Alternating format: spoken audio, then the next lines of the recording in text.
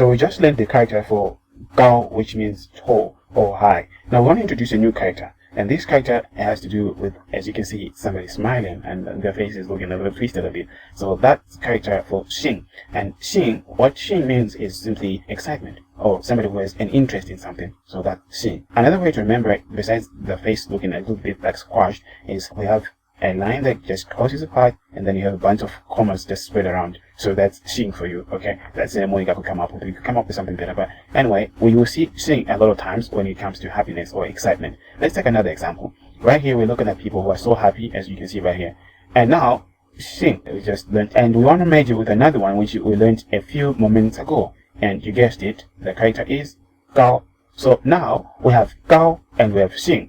So this means tall excitement or high excitement. That simply means happy. And you hear this word being spoken by many people meeting for the first time. They will say, 高兴认识你, 高兴认识你. The Gao and the Xing, it means high excitement or very happy to see or to meet you. Okay, so that's very, very good. Okay, now let's go on to the next one. This one is a beautiful view. And if you can see this character, it looks just like the mountain. Exactly the same. And for sure, that's the mountain character. And they call it Shan. So Shan is a mountain. It's easy, right? Pretty straightforward. And the hill can also take the same name as a mountain. Okay, so let's move on. Now, if you took another mountain and put it on top of another mountain, this is a new character, which is Chu. Chu means to go out, like we see in the lady there. If you're going out, or if an event happens, or if something comes out, that's Chu.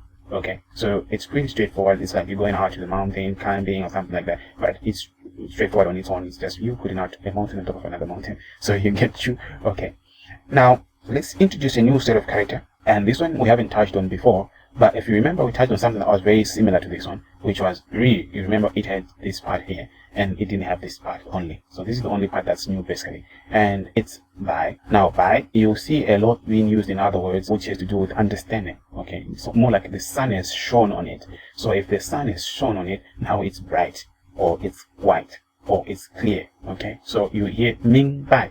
Ming Bai. That's the Bai that you see there. So it means it's something that's clear. So you just put the sun, and then you put the comma at the top. So that's Ming Bai, or Bai, which means white or clear or something that you have understood. There's also another Bai, which is this one. Rather, not this one. This one is the one we just saw, but this one is the new one that we want to introduce. They're very close if you look at them, comparing them side to side. And the only thing we added is actually the Bai at the top, as you can see right there. So now we have a new character, and this Bai now is third tone, and this Bai means 100. Money more. Okay, so that's the Bai for 100, the number, and it can also be used to refer to things that are many or numerous. You can also use Bai as a mnemonic as well. Okay, so now let's compare these two new characters that we want to introduce. They look pretty close to what we have touched so far. You remember the character for Ri, which was sun, it had one bar that crossed it. Now we have two bars, more like an equal sign in the middle of that box. So this one is a new character. We take the same character and we put in a comma at the top of it. That actually changes it as well. So we have two new identical characters that mean different items and are explained or rather pronounced in a different way altogether as well. So let's go on to the first one. The first one is Mu. The pronunciation is the same as the Mu for a tree, but the character and the meaning is different. Mu, and the next one that we have is Zi. This Zi is almost the same as the character, but its meaning is also different. The Zi that we have here, we'll touch on it just now. Mu is for I, okay? And Zi is for something that has to do with a person, okay?